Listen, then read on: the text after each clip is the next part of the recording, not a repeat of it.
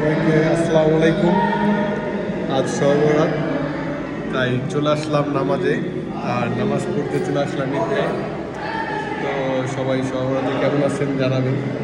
আলহামদুলিল্লাহ, আজকের দিনটা অনেক ভালো গেল। দোয়া করবেন যেন আগামী দিন সুন্দর এবং ভালো যায়।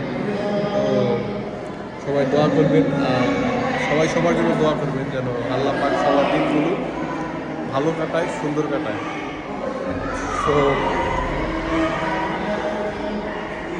এই তো চলে আসছি ঈদগাহ নামাজে।